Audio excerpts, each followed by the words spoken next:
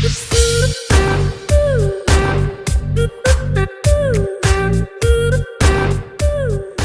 dear students, good evening to all of you.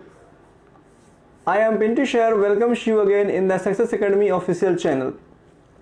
तो जैसे कि बच्चों कल के क्लास में आपने टेस्ट दिए थे, तो वॉइस के टेस्ट में बहुत से बच्चों ने काफ़ी अच्छा आउटस्टैंडिंग परफॉर्मेंस किया, कुछ बच्चों का मीडियम रहा, लेकिन ओवरऑल देखा जाए तो आप सभी बच्चों का जो टेस्ट है वो काफ़ी बेहतर रहा। सबसे पहले तो मैं आपको इस बात की जानकारी दे दूं कि कल के टेस्ट के अनुसार आपको जैसा इंस्ट्रक्शन दिया गया था, बहुत से बच्चों ने उस इंस्ट्रक्शन को फॉलो नहीं किया। आपके सेकंड पेज पे ही इंस्ट्रक्शन में जो 2 मिनट के लिए आपके स्क्रीन पर शो किया गया था, उस इंस्ट्रक्शन के अनुसार आपको ये करना था कि प्रत्येक क्वेश्चन को आप अपने कॉपी पे लिखते हैं। सपोज दैट पहला का ए, दूसरा का बी, इस तरीके से, और उस कॉपी के फोटो को खींच कर करके, फोटो को क्लिक कर करके आप मेरे व्हाट्सएप ग्रुप पे या फिर आप टाइपिंग कर करके भी आप चाहें तो टेलीग्राम ग्रुप पे भेज सकते थे। ये था आपका इंस्ट्रक्शन। लेकिन आप बच्चों ने कमेंट बॉक्स में ही कमेंट करना शुरू कर दिया। तो कमेंट बॉक्स से आंसर को प्राप्त करना ये कोई आसान काम नहीं है, और लाइव में ऐसा कोई प्रोसेस भी नहीं है कि उस तरह के कमेंट को काउंट किया जाए, क्योंकि उस तरह का प्रोसेस अभी क्लियरली हुआ नहीं है। तो जो आपको इंस्ट्रक्शन दिया गया था, आप इंस्ट्रक्शन से कुछ बच्चे जो हैं, करीब 12-14 बच्चे जो हैं, उसने इस इंस्ट्रक्शन को फॉलो किया और उसने सही तरीके से आंसर को मेरे व्हाट्सएप पे, टेलीग्राम पे सेंड भी किया। तो आपको मैंने पिछले क्लास के वीडियो में और कल के टेस्ट से पहले होने वाले इंस्ट्रक्शंस में ये सारी जानकारी आपको पहले भी दे दी गई थी, इंस्ट्रक्शन में भी शो कर दिया गया था। उसके बावजूद भी कुछ बच्चों ने गलतियां कर दी। चलिए डोंट वरी, गलतियां होती है। हो सकता है कि आपको इंस्ट्रक्शन समझ में नहीं आया होगा, या आप इंस्ट्रक्शन को पालन करने के लिए भूल गए होंगे। नो वे, वो अलग बात है। लेकिन आई होप आप नेक्स्ट एग्जाम से आपको जो इंस्ट्रक्शन दिया जाएगा, उस इंस्ट्रक्शन पर आप बेहतर तरीके से पहले फॉलो करेंगे। आप फॉलो ये करेंगे कि आपको अथॉरिटी जी के अनुसार, सक्सेस एकेडमी ऑफिशियल चैनल के अनुसार आपको कौन सा इंस्ट्रक्शन फॉलो करने के लिए कहा गया है, आप मुख्य रूप से उस इंस्ट्रक्शन को फॉलो करेंगे। बिकॉज के स्टूडेंट्स की आप ये समझिए कि एग्जाम में अपीयर होना, एग्जाम देना, लेकिन ये दोनों दो बातें हैं। तो इन दो बातों के पीछे एक जो सबसे बड़ा इंपॉर्टेंस पर्पस होना चाहिए, वो ये होना चाहिए कि प्रत्येक एग्जाम के रूल्स को, प्रत्येक एग्जाम के इंस्ट्रक्शन को फॉलो किया जाए। आप सभी को बता दिया गया था, उसके बावजूद यहाँ पे और गलती कर दी। चलिए कोई दिक्कत नहीं, लेकिन बात रहा टेस्ट का, तो सबसे पहले I congratulate the students who have crossed out of 20 marks in 25। बहुत से बच्चों ने 20 नंबर से अधिक नंबर ला करके एक अपना आउटस्टैंडिंग परफॉर्मेंस होता ना, बेहतर प्रदर्शन, एक बेहतर प्रदर्शन का उजागर किया। तो मैं उन बच्चों को स्पेशली कांग्रेचुलेट करना चाहता हूं जो बच्चे ने 20 नंबर से अधिक इस टेस्ट में पास किए। हालांकि आप सभी अपने अपने कमेंट बॉक्स में आप देख लिए होंगे कि लगभग सबका आंसर सेम ही आ रहा था, लेकिन कुछ का कुछ गलतियां हुई है। लेकिन मैंने पहले बता दिया कि कमेंट बॉक्स के अनुसार पूरे आंसर को हासिल करना, उसको शो कर पाना थोड़ा मुश्किल है। तो चलिए नेक्स्ट एग्जाम में मैं ये कोशिश भी करूंगा कि आपके जो गलतियां थी या जो आंसर को करेक्ट नहीं कर पाया, वो आपको दूर किया जाए। लेकिन कोई चीज़ होता है, धीरे धीरे होता है। ये आपके ऑनलाइन का फर्स्ट टेस्ट था, तो आई थिंक बेहतर रहा होगा आप लोगों के लिए। लेकिन जो बच्चे इंस्ट्रक्शन को नहीं समझते हैं, वो चाहें तो 2 बार इंस्ट्रक्शंस को 3 बार पढ़ करके भी आप वहां पर से इंस्ट्रक्शन समझ सकते हैं। लेकिन मैंने आपको उसके पहले के वीडियो में भी ऐसा बताया था कि आपको क्या करना है। आपके टेलीग्राम पे भी मैसेज चला गया होगा कि क्या करना है, व्हाट्सएप पे भी मैसेज चला गया होगा। इसके बावजूद भी गलतियां हो गई। No problem, but all are ready for the next exam and prepare for the next exam. तो नेक्स्ट एग्जाम क्या होने वाला है उसकी जानकारी मैं आपको कुछ दिनों में दे दूंगा। फिलहाल आज के इस क्लास में आपको कल के लिए गए वॉइस के टेस्ट में, कल जो आप लोगों ने ऑनलाइन जो लाइव क्लास में आपने वॉइस का टेस्ट दिया, उस टेस्ट का सॉल्यूशन है कि कौन से क्वेश्चन का सॉल्यूशन किस बेसिस पे किया गया है, कौन से रूल पे किया गया है, इन सारी बातों की जानकारी आज आपके क्लास में किया जाएगा। तो चलिए बच्चों, आप सभी बेहतर तरीके से टेस्ट दिए, बेहतर तरीके से रिजल्ट लाएं और काफ़ी अच्छा रिजल्ट आया जिससे मैं सेटिस्फाइड हूँ। मेरा जो मेहनत था वॉइस के पीछे कि वॉइस को कैसे पढ़ाया जाए, कितना अच्छे से पढ़ाया जाए, इस मेहनत को आप लोगों ने रंग में बदल दिया, एक रंग लाया।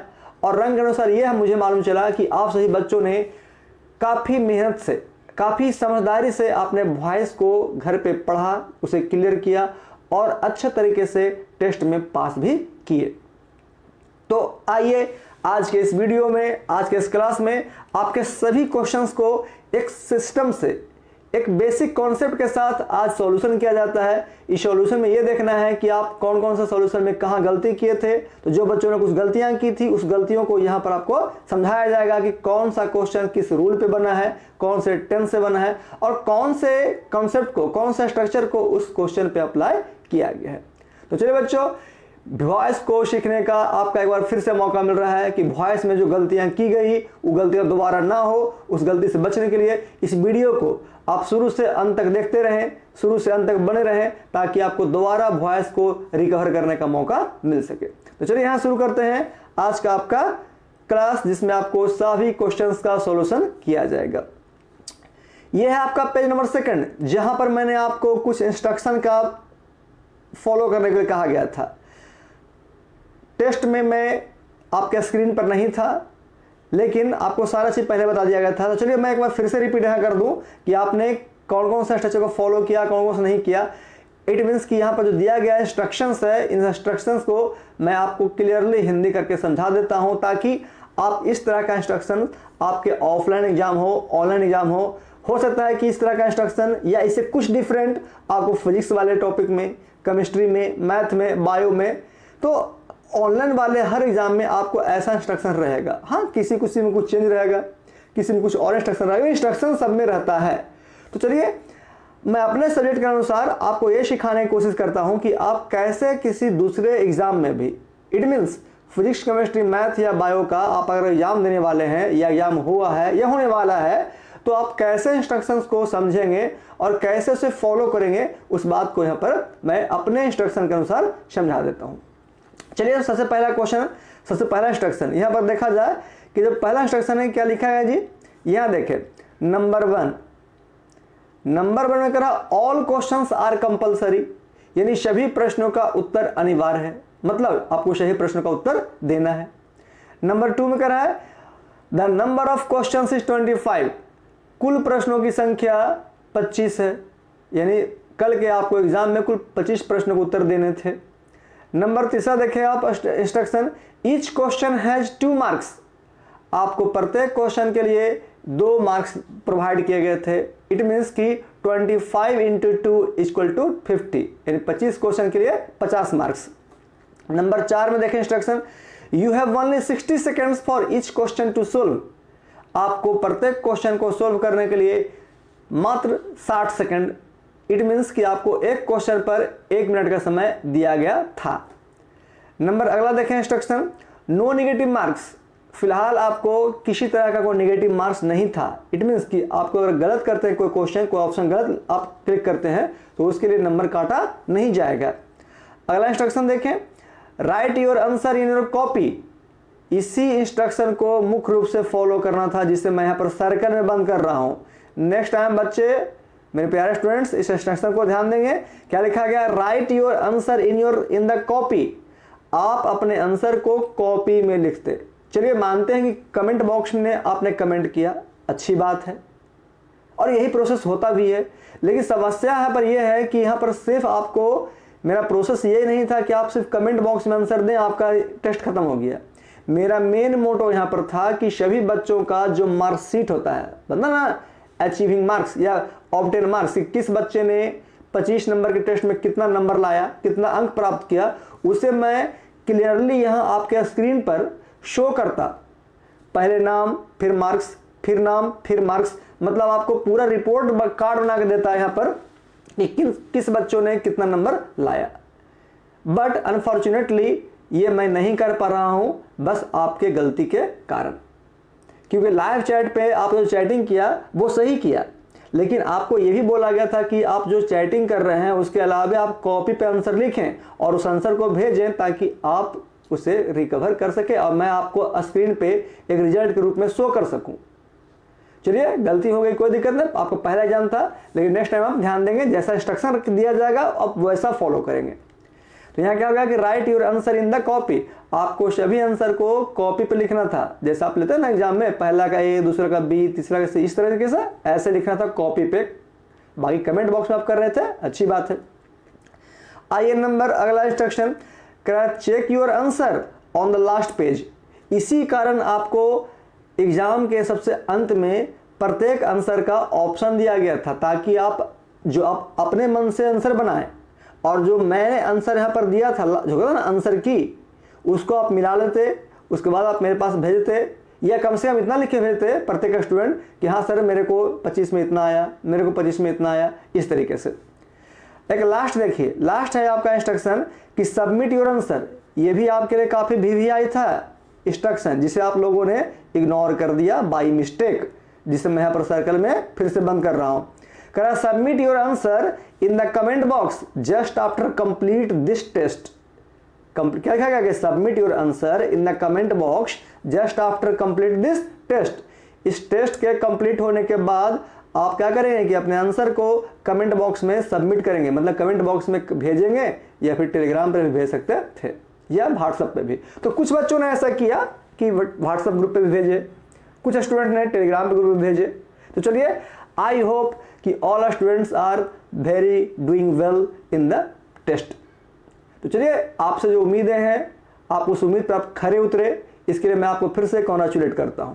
ओके, धन्यवाद देता हूं सभी बच्चों को कि आपने टेस्ट में अच्छा बेहतर काम किया। तो चलिए बच्चों, यहां से शुरू करते हैं आज का इंस्ट्रक्शन में के अनुसार कि कैसे आपको प्रत्येक क्वेश्चन को सोल्व करके सॉल्यूशन करके बताया जाता है कि कौन कौन से क्वेश्चन पे किस तरह का रूल को अप्लाई किया गया। तो चलिए चलते हैं अगले पेज की ओर।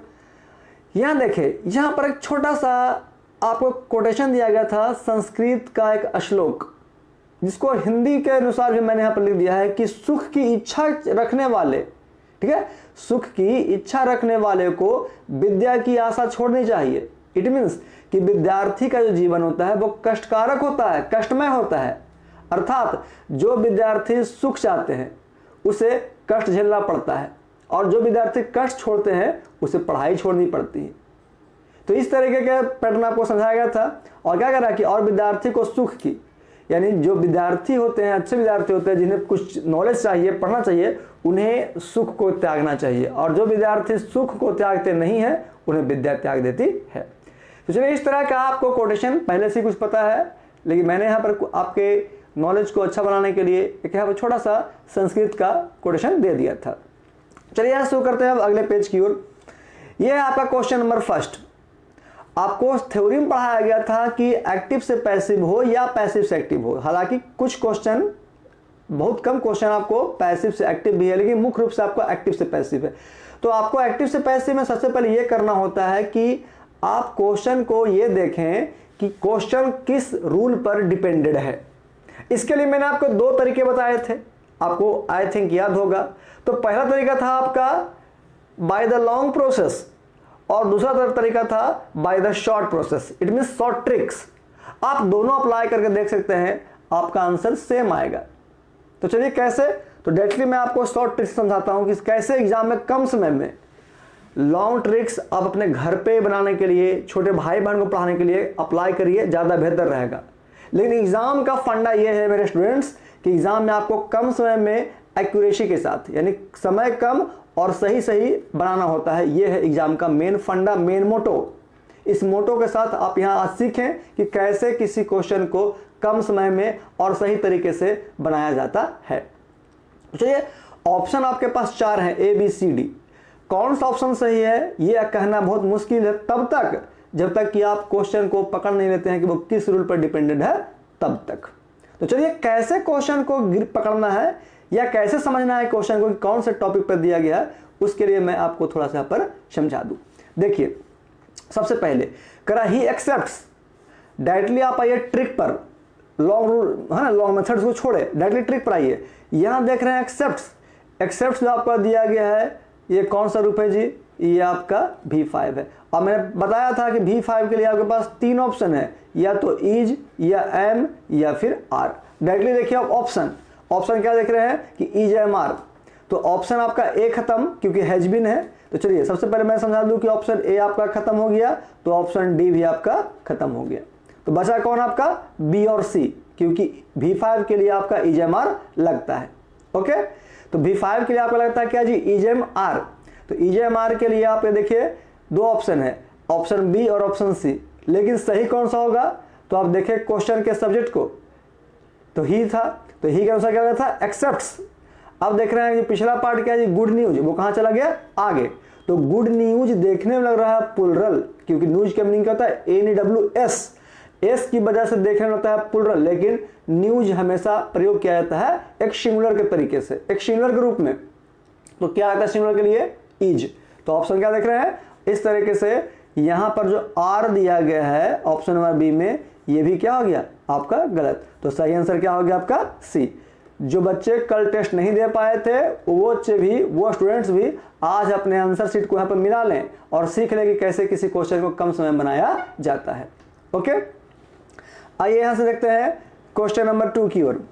नन कैन चैलेंज हिम, आप हिम को कहां करेंगे, आगे ही। 4 ऑप्शन आप ही देख रहे हैं। आपको पढ़ाया गया था मॉडल वर्ब, तो मॉडल वर्ब में क्या है जी, कैन। तो कैन के साथ क्या लगता है हमेशा, बी। कैन के साथ हमेशा क्या लगता है, बी। ऑप्शन देखें, तो ऑप्शन देख रहे हैं तो आपका बी ऑप्शन में कहीं पर बी नहीं है, सी में भी नहीं है, तो ये भी कट गया। अब बचा कौन सा, ऑप्शन ए और ऑप्शन डी। लेकिन क्वेश्चन में देख रहे हैं क्या लगा हुआ, नन, नेगेटिव फॉर्म है। तो नेगेटिव फॉर्म होने की वजह से आपका जो ऑप्शन ए है वो भी हो गया गलत। तो कौन सा हो गया आपका, डी। क्यों, क्योंकि इसमें नॉट लगा हुआ है क्वेश्चन में पहले से, है ना, नन। तो नन किसमें पलट गया आपका, नॉट में। इस तरह से देखते हैं आपका क्वेश्चन नंबर 3। यहां करा let the door B opened, ये आपका दिया गया पैसिव वॉइस में, चेंज कर रहा है किसमें, आपको एक्टिव में।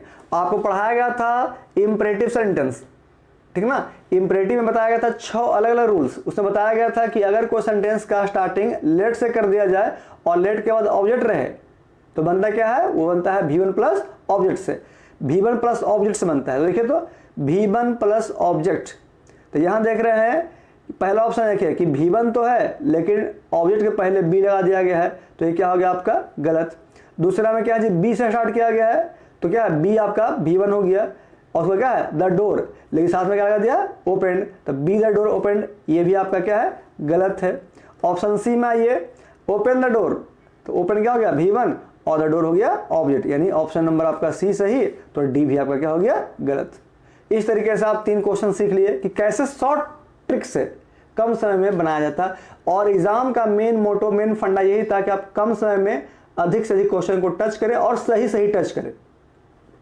आइए आगे बढ़ते हैं क्वेश्चन नंबर 4 की ओर। यह करा आई नो द फैक्ट, ठीक है, आई नो द फैक्ट। तो यहां देखें नो, तो ये जो नो आपका दिया गया है ये आपका वर्ब का कौन सा रूप है, V1। अभी मैंने तुरंत बताया था क्वेश्चन नंबर 1 में। उसी तरह से यहाँ पर V1 के लिए आपके पास 3 ऑप्शन, इज, एम और आर। तो चलिए देखते हैं यहाँ पर सबसे पहले इज एम आर में से क्या दिया गया है। तो ऑप्शन बी आपका पहले खत्म हो गया क्योंकि यहाँ बाज दिया गया है। अब देखते हैं ऑप्शन ए, सी और डी, इसमें इज एम आर में से इज दिया गया 2 बार, आर दिया गया 1 बार। तो द फैक्ट है सिंगुलर, तो आर तो लगेगा नहीं। तो चलिए आपका ऑप्शन सी भी यहाँ पर हो गया खत्म, यानी गलत हो गया। अब आपके पास 2 ऑप्शन आ गया, ए और डी। ऑप्शन ए में भी इज है और ऑप्शन डी में भी इज है। लेकिन आगे देखते हैं तो आपको पढ़ाया गया था एक प्रीपोजिशनल सेंटेंस। प्रीपोजिशन में ये बताया गया था कि नो, KNOW, नो का भीतरी क्या होता है, नोन, KNOWN। तो नो के साथ जब लगता है भीतरी फॉर्म नोन, तो नोन के साथ कभी भी बाई का प्रयोग नहीं होता है। आपको स्पेशली लिखा गया था VVI कर करके कि आप इस नोट्स को VVI कर लें कि नो के साथ या नून के साथ हमेशा पैसिव वॉइस में टू का प्रयोग होता है, TO, टू। उस हिसाब से अगर देखा जाए तो प्रीपोजिशनल रूल के अनुसार जो आपका ऑप्शन नंबर डी है वो भी गलत है, क्योंकि ऑप्शन डी में और ऑप्शन ए में अंतर है तो सिर्फ टू का और वाई का। तो देखें यहाँ ऑप्शन डी में ये बाई, जिसे मैं रेड कलर से अंडरलाइन कर दिया हूँ, ये बाई गलत है, इसके वजह से ऑप्शन डी गलत हो गया। तो आपका ऑप्शन क्या हो गया, ए हो गया सही। क्लियर। आगे आते हैं क्वेश्चन नंबर 5 की ओर। 5 में क्वेश्चन दिया गया पैसिव वॉइस में, कैसे? तो मैंने आपको परसों वाले क्लास में आपको ये बताया था एक छोटा सा ट्रिक, जो बच्चे ध्यान से मेरे वीडियो को देखे होंगे, उस परसों वाले क्लास को किए होंगे, ठीक है, उसमें देखे होंगे कि मैंने ये बताया था एक छोटा सा ट्रिक पकड़ने के लिए कि अगर किसी क्वेश्चन में बाई लगा हुआ है पहले से, अब बाई के ठीक पहले भीतरी लगा हुआ है, तो वो हमेशा पैसिव वॉइस में दिया गया फॉर्म होता है। उसी फॉर्म के अप्लाई किया गया कि देखिए तो बाई के प्लस पहले क्या जी, ओपेंड, तो क्वेश्चन क्या हो गया, पैसिव वॉइस। आइए इसको बनाते हैं एक्टिव में। तो जो पिछला पार्ट द प्यून है, मतलब चपरासी कहाँ जाएगा, आगे। तो चारों क्वेश्चन में देख रहे हैं कि आगे द प्यून दिया गया है। अब जरा अप्लाई कीजिए बाज। चलिए देखिए, समझिए साइड में इसका ट्रिक्स क्या है। जो आपको बताया गया था कि अगर हम पढ़ते हैं ए बी से पी भी, तो ए भी से पी भी में, चलिए पी भी देखते हैं पहले। तो पी भी में बाज या बेयर कब लगता है, जब आपका एक्टिव V2 हो तब। तो ए भी से पी भी गए, मतलब V2 से बनाना है तो बाज बेयर अप्लाई करना है, और बाज बेयर से हमको जाना है ए भी में, तो क्या अप्लाई करना है, इन दोनों के लिए आपको फिर से V2 की ओर लौटना है। बस ऑप्शन देख ले, V2 कहाँ है, तो आप ऑप्शन देख रहे हैं कि ऑप्शन नंबर ए यहाँ दिया गया ओपन, जो कि गलत हो गया। ऑप्शन नंबर आई है डी, जो कि ओपनिंग, ये भी गलत हो गया। ऑप्शन नंबर आई है बी और सी, तो दोनों में ओपन है, लेकिन सी में देख रहे हैं कि बाज पहले से लगा हुआ है, इसलिए सी भी हो गया गलत। तो आपका आंसर क्या हो गया, ऑप्शन नंबर बी। यहाँ से आपने क्वेश्चन नंबर 5 सीख लिया। आगे आइए क्वेश्चन नंबर 6 की ओर। यहाँ देखिए, there is no time to play, ये भी रूल आपको VVI कराया गया था और क्लियरली बता दिया गया था कि there plus a be plus subject को शुरू में सेम रखना है। बाकी आपको अगर ऑब्जेक्ट है तो उसे फॉर की सहायता से करना है। तो कब, जब ईट का नियम रहता है तब। क्या यहाँ पर है फॉर के अलावा फॉर का नियम? नहीं, क्योंकि इस क्वेश्चन में ऑब्जेक्ट नहीं है। तो क्या करना है कि देयर इज नो, ठीक है, देयर इज नो, 3 स्टेप आपको शुरू में सेम रखना है। तो देखिए, तो देयर इज नो टाइम आपका स्टेप है, तो उस हिसाब से देखें तो सबसे पहले आपका ऑप्शन डी जो है वो गलत हो जाता है। तो चलिए इसको काट लीजिए। अब बचा आपका 3 ऑप्शन, ए बी सी, तीनों में सेम चल रहा है। लेकिन आपको पढ़ाया गया था एक नियम जिसे आप याद किए होंगे, और मैंने काफ़ी बार उसको पढ़ाया, काफ़ी बार VVI बताया कि अगर क्वेश्चन 2 + V1 रहे तो हमेशा पलटता है 2 + B + V3। अब देखें कि 2 + B + V3 किस में है, तो यहाँ देखते हैं कि पहला ऑप्शन में 2 हैव है और पलटना किस में है जी, 2 + B में। उस हिसाब से ऑप्शन 1 यानी ऑप्शन ए गलत। ऑप्शन बी में तो कुछ है ही नहीं, क्योंकि प्लेड का प्रयोग सबसे आगे कर दिया गया है, तो ऑप्शन बी क्या हो गया, गलत। तो आपका सही क्या हो गया, option C, there is no time to be played. आगे देखते हैं क्वेश्चन नंबर 7 की ओर। यह क्वेश्चन कर are you helped by him, this is also a passive voice with interrogation. Interrogative sentence के साथ ये दिया गया पैसिव। तो आपको पढ़ाया गया था नियम, देखिए नियम क्या था, शॉर्ट ट्रिक। आइए डायरेक्टली अप्लाई करते हैं शॉर्ट ट्रिक आपको। तो शॉर्ट ट्रिक में बताया गया था कि अगर क्वेश्चन में डू हो और नहीं तो क्वेश्चन में डज हो, तो इन दोनों के लिए आप अप्लाई करते हैं क्या, इसके लिए अप्लाई करते हैं इज या एम, और नहीं तो आर। तो ये एक्टिव से पैसिव हुआ, लेकिन यहाँ क्वेश्चन क्या है जी, पैसिव से एक्टिव, तो इसको उलट दें तो इज एम आर किसमें पलट जाएगा, डू और डज में। तो सबसे पहले ऑप्शन देखें तो डू डज का ऑप्शन, तो ऑप्शन ए और बी में देखते हैं क्या कि आर दिया गया था, ऑप्शन ए गलत, ऑप्शन बी भी गलत। अब बात करते हैं ऑप्शन सी और डी का, तो दोनों में डज दिया गया है, लेकिन यहाँ देख रहे हैं सी में कि हेल्प्ड पहले से लगा हुआ है और डज के साथ हमेशा रहता है V1, इट मीन्स कि ऑप्शन सी गलत। तो बचा कौन सा, ऑप्शन डी, ये हो गया आपका सही ऑप्शन। अब आइए क्वेश्चन नंबर 8 की ओर। 8 में कह रहा है यू शुड हैव, ये नियम आपका पढ़ाया गया था रूल नंबर आई थिंक 14 कि शुड प्लस यानी मॉडल प्लस हैव। तो देखिए यहाँ आपको लिखाया गया था नियम में कि मॉडल प्लस अगर क्वेश्चन हैव रहे तो इसको किसमें पलटना है जी, मॉडल प्लस हैव। और आपको बताया गया था कि हैव के साथ क्या रहता है हमेशा, बिन।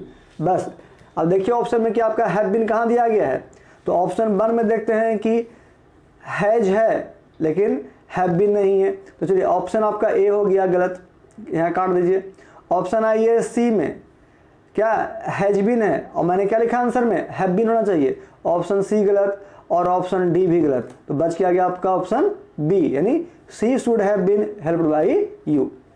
अब देखिए question number 9, help the poor, ये आपका इंपरेटिव सेंटेंस हो गया और इंपरेटिव में हो गया एडवाइस का, सलाह देने वाले का। तो मैंने आपको लिखाया था कि सलाह वाले क्वेश्चन के लिए आपको हमेशा क्या रखना है, शुड। तो पहले इसका देखें रूल, आपका शॉर्ट रूल बताया गया था कि एडवाइस, ठीक है, ADVIC, एडवाइस के लिए आपको रखना है हमेशा क्या, शुड। और पढ़ाया गया था कि शुड के साथ क्या लगता है जी, शुड के साथ लगता है हमेशा बी, तो शुड भी अप्लाई करना है, आपका हो गया रूल। अब देखिए शुड भी किस में दिया गया है, तो ऑप्शन बी में ईज है, गलत। ऑप्शन सी में बाज है, ये भी गलत। ऑप्शन डी में देखें वुड प्लस बी है, हमको लिखना है क्या, शुड प्लस बी, तो ऑप्शन डी भी गलत। तो बचा क्या आपका जी, आपका option A, this is the right answer. आइए क्वेश्चन नंबर 10 की ओर। यहां 10 में दिया गया आई शैल हेल्प यू, ये आपको फ्यूचर का इंडिफिनिट्स बनाइए तो भी, और यूज ऑफ मॉडल वर्ब बनाइए, रूल नंबर 13, इससे भी सही। यानी रूल नंबर आप बनाइए इसको 9 से, या रूल नंबर बनाइए 13 से, आपका दोनों सही, रूल नंबर 9 या 13। यहाँ देखिए आपको लिखाया गया था नियम, जरा समझ लिए नियम क्या था, कि अगर क्वेश्चन में शैल हो तो ये आपका पलटता है किस में जी, शैल बी में। और अगर क्वेश्चन में सपोज दैट बिल हो तो ये आपका होता है बिल बी में। आप यही रूल अप्लाई किए होंगे, और कुछ स्टूडेंट्स का इस क्वेश्चन में यही गलती कर दी आप लोग, कि जिस रूल को पढ़ाया गया था आसान तरीके से उसे भी आप गलती कर दिए। कुछ बच्चों का कमेंट्स में जब देखा था तो कमेंट बॉक्स में ये गलती था, आपको ये पढ़ाया गया था कि सेल के साथ लगता है सेल बी और बिल के साथ बिल बी, लेकिन ये भी बोला गया था कि देखना आपको सब्जेक्ट है कि अगर आई और बी है, ठीक है, अगर पैसिव का सब्जेक्ट आई और बी बने तो वो सेल बी को फॉलो करेगा, और उसके अलावा कुछ रहेगा तो वो बिल बी को फॉलो करेगा। तो यहाँ देखें तो यहाँ क्वेश्चन में सेल है, तो सेल के अनुसार आपको सेल भी होना चाहिए था, आपने सही अप्लाई किया, लेकिन आप ध्यान नहीं दिए इसको सब्जेक्ट पे, जिसके कारण कुछ स्टूडेंट्स का ये क्वेश्चन का ऑप्शन गलत लग गया था। यहाँ देखें यू को आप आगे किए तो यू के साथ क्या रहता है, सेल की बिल, तो हमेशा बिल। और ऐसे भी ऑप्शन देखें आप, चारों ऑप्शन में आपको बिल ही प्रयोग किया गया था, सेल का प्रयोग नहीं किया गया था, फिर भी आप लोगों ने कुछ गलती कर दिया, किसकी वजह से, तो बी और बिन और बीइंग की वजह से, ठीक है ना, बी या बिन या बीइंग। तो आपको क्लियरली पढ़ाया गया था केवल बी, बी। तो देखें यहाँ पर सबसे पहले आप ऑप्शन देखें बी को, यहाँ बिन लगा हुआ है, गलत। ऑप्शन सी को बीइंग है, ये भी गलत। अब देखिए ऑप्शन ए और डी को, तो ए और डी दोनों में क्या है, बिल बी लगा हुआ है, लेकिन पैसिव में मैंने पढ़ाया था आपको, और परसों के क्लास में बताया था कि पैसिव में हमेशा रहता है वर्ब का तीसरा फॉर्म। क्या ऑप्शन ए में तीसरा फॉर्म है, नहीं है, केवल हेल्प है, तो कौन सा वर्ब फॉर्म हो गया जी, V1। इसके वजह से ऑप्शन ए हो गया गलत, तो सही ऑप्शन क्या हो गया आपका, डी। अब आइए क्वेश्चन में 11 की ओर, ही रोट द लेटर्स। यहाँ देखे डायरेक्टली आइए नियम पर, रोट, यहाँ जो रोट आपका है जी किस रूप में, V2 में, और V2 के लिए आपके पास दो ऑप्शन है, या तो बाज को अप्लाई करें चाहे बेयर को। अब देखिए ऑप्शन किस में दिया गया है, बाज और बेयर। तो सबसे पहले देखिए ऑप्शन बी, आर लगा हुआ है, गलत। ऑप्शन सी, हैड लगा हुआ है, ये भी गलत। ऑप्शन डी, हैव है, ये भी गलत। बचा क्या आपके पास, सिंपल सा आंसर था ऑप्शन ए, जो कि सही है। अब आते हैं क्वेश्चन नंबर 12 की ओर। अगर I can lift this box, यहां देखें कैन, आपका जो सॉल्यूशन है इसमें हो जाएगा कि कैन एक मॉडल है, और पढ़ाया गया था कि कैन के साथ हमेशा कैन भी लगता है।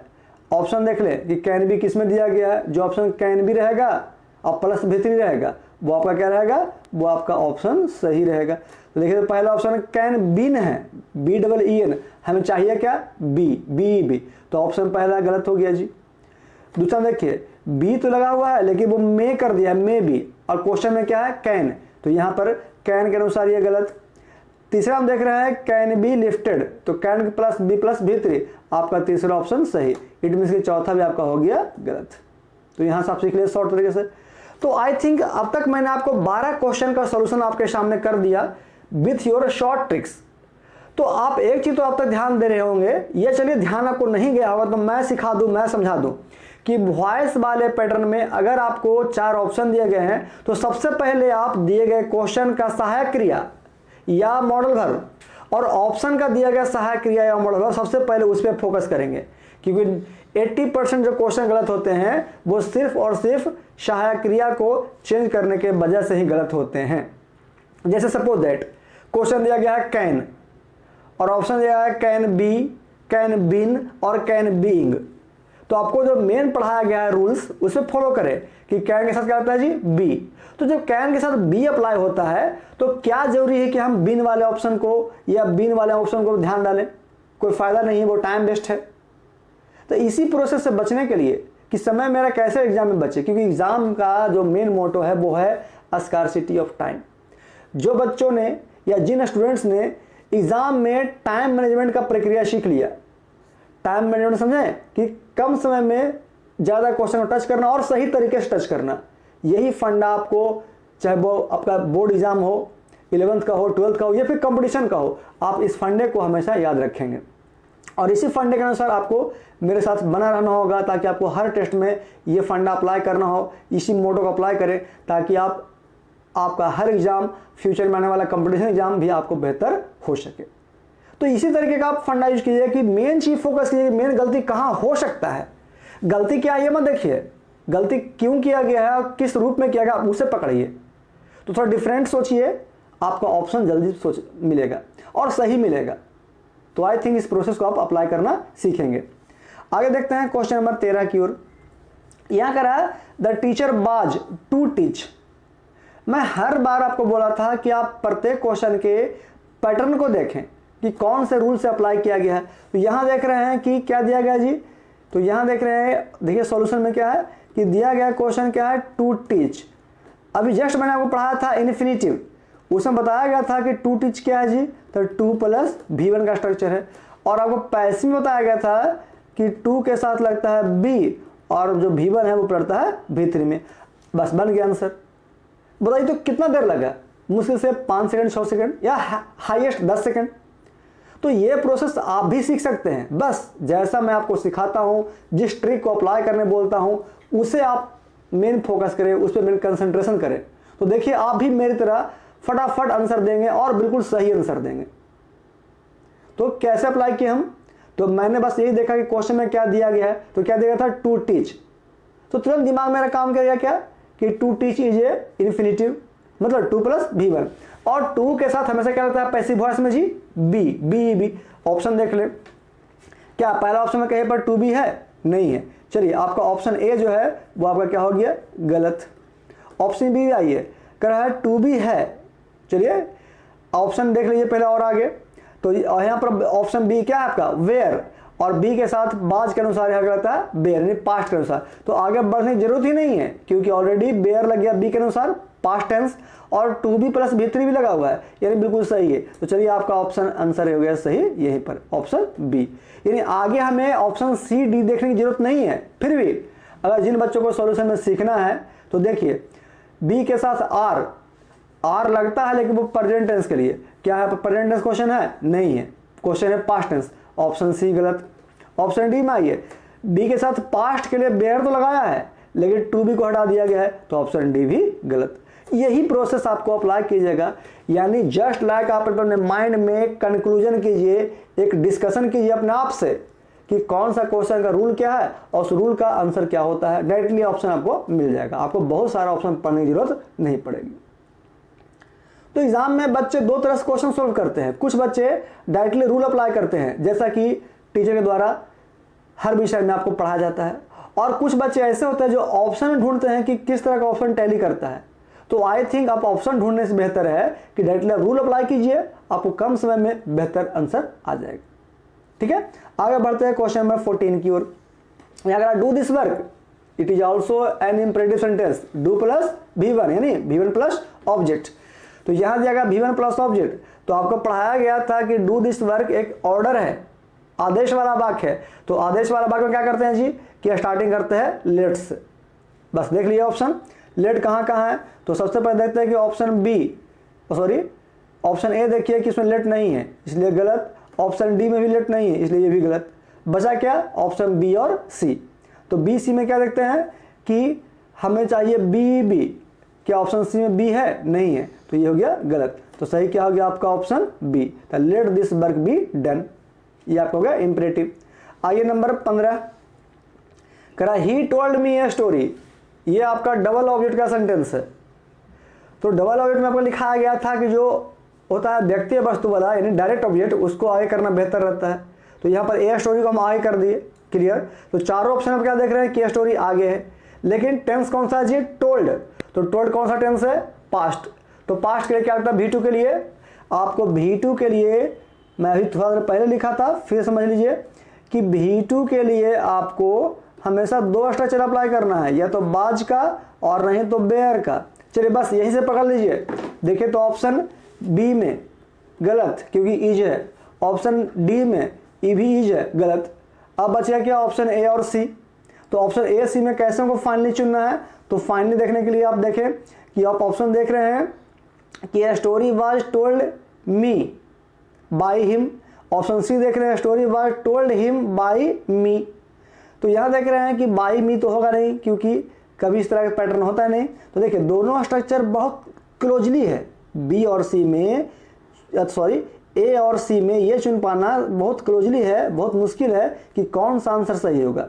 तो देखिए तो ए स्टोरी को मैंने आगे कर दिया, जब ए स्टोरी को आगे कर दिया तो जाहिर सी बात है कि आपका जो ही है आगे वो कहाँ चलेगा, पीछे। ऑप्शन देखिए सी में, ऑप्शन सी में देख रहे हैं कि मी को कर दिया गया सबसे पीछे, बाय मी।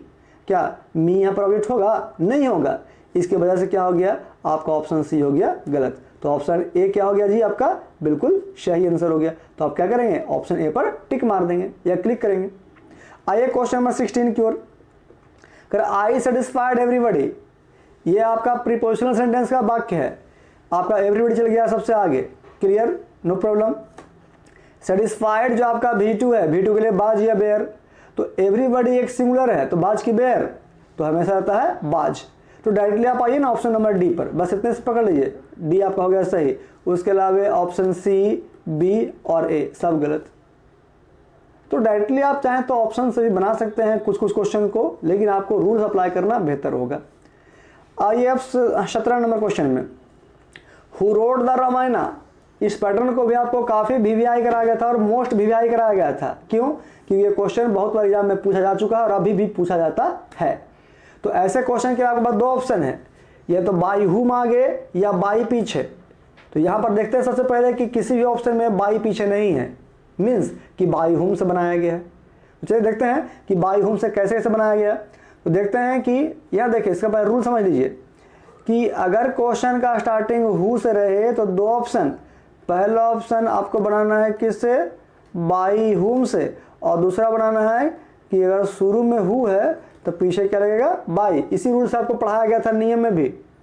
ऑप्शन देख रहे हैं कि हु से कोई स्टार्ट नहीं किया गया है, खत्म। पहला ऑप्शन क्या है, बाई हुम से। तो देख रहे हैं कि ऑप्शन बी में बाई हुम नहीं है, ऑप्शन बी गलत। ऑप्शन डी में भी नहीं है, डी भी गलत। अब आइए ऑप्शन ए और सी में। तो ए और सी में क्या है कि बाई हुम के बाद तुरंत लगता है सहायक क्रिया, और देखते हैं ऑप्शन ए में कि बाई हुम द रामायणा दिया है और बाद क्या कर दिया है, रिटन। लेकिन होता क्या है जी कि बाई हुम के ठीक बाद सहायक क्रिया, जो कि आपको ऑप्शन सी में दिया गया है। तो ऑप्शन सी हो गया सही और यहाँ पर ए हो गया गलत। अब आइए क्वेश्चन नंबर 18 की ओर। कराओ who are you bitten by them, ये आपका पैसिव वॉइस हो गया। क्यों, क्योंकि बिटन बाई लगा हुआ है। तो मैं पढ़ाया था आपको इंट्रोगेटिव सेंटेंस या WH वाले सेंटेंस का पैसिव वॉइस, या एक्टिव से पैसिव या पैसिव से एक्टिव, कि WH वर्ड्स को सेम टू सेम आगे रखा जाता है जैसा क्वेश्चन में दिया गया है। क्वेश्चन क्या है जी, वाई, तो वाई लग गया। अब यहाँ देखना है कि आर लगेगा कि इज एम आर लगेगा या फिर डू लगेगा डज लगेगा। तो आपको ये पढ़ाया गया था नियम में कि अगर आपको क्वेश्चन दिया गया है इस तरीके से, देखिए ध्यान से, ए भी और पी भी, तो अगर आपको दिया गया है क्या जी, डू या डज, आपको लिखाया गया था शॉर्ट तरीके से कि डू डज के क्या लगता है इज, या लगता है एम, या फिर आर। तो एक्टिव से पैसिव आना है तो डू डज से पड़ता है किसमें, इज एम आर में। तो यहाँ देखने जा रहे हैं पैसिव से एक्टिव, तो इज एम आर किसमें पलटेगा, डू या डज में। क्लियर, डू या डज में। ऑप्शन आ जाइए, क्या ऑप्शन ए में कहीं पर दिख रहा है आपको डू या डज, बोलिए, नहीं। ऑप्शन आर दिख रहा है, तो ऑप्शन ए आपका क्या हो गया, गलत। ऑप्शन सी में आइए, इज दिख रहा है, हमको जाना कहाँ है, डू डज की ओर, ऑप्शन सी गलत। अब आइए ऑप्शन डी में, तो डज तो दिख रहा है यहाँ पर, लेकिन दे के साथ क्या कभी डज लगता है? नहीं, तो ऑप्शन डी भी गलत। तो बचा कौन सी आपका? ऑप्शन बी, जो कि आपका सही है। अब आइए क्वेश्चन नंबर 19 की ओर। अगर I am to do it, जैसे ही मैंने पढ़ा टू डू, आपको मन में तुरंत दिमाग आया होगा कि sir it is an imperative 2 + v1, तो 2 + v1 को किस में पलटना है? 2 + b + v3। अभी मैंने थोड़ा पहले बताया कि 2 + v1 के लिए आप अप्लाई करेंगे 2 + b + v3।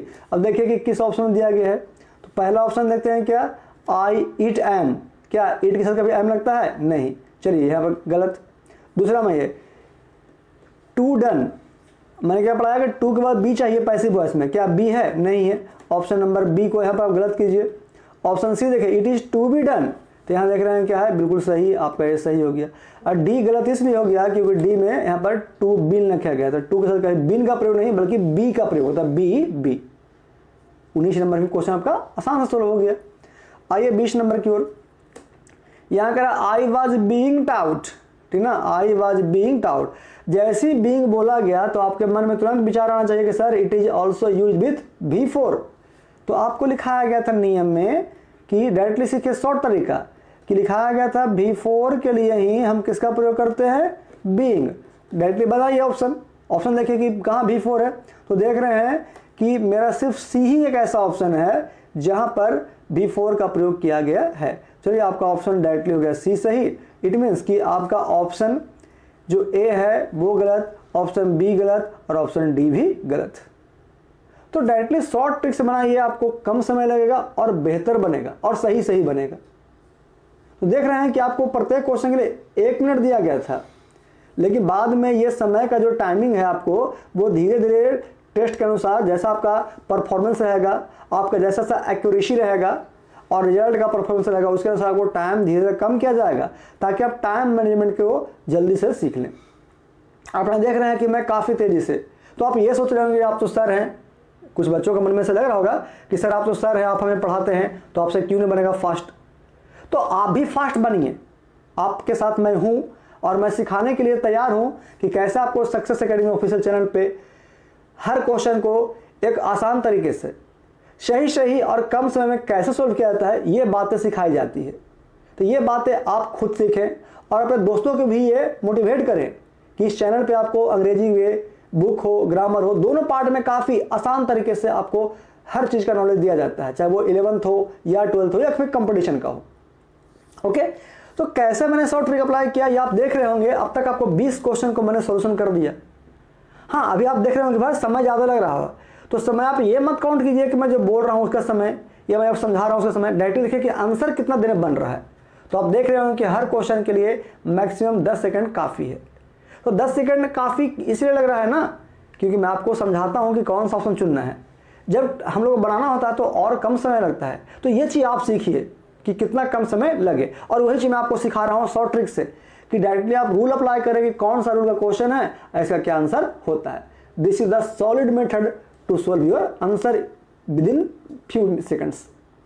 क्वेश्चन नंबर हम 21 की ओर।